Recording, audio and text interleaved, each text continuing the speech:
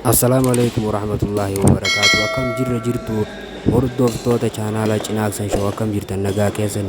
Har'a kan argamnu godina Harargee lixaa aanaa Cirootitti kan argamnu Yuunivarsiitii Odaa Bultuum keessatti argamna.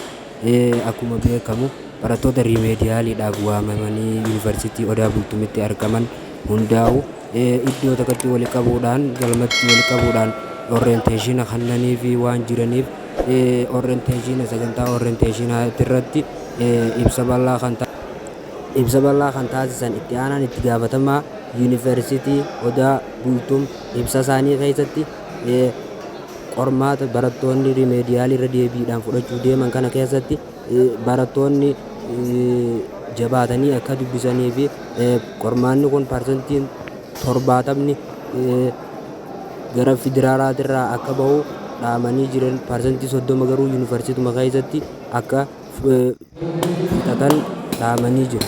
Barattoonni kun ji'a 4 booda akka qormaata fudhatan dhaamanii jiran. Kanaaf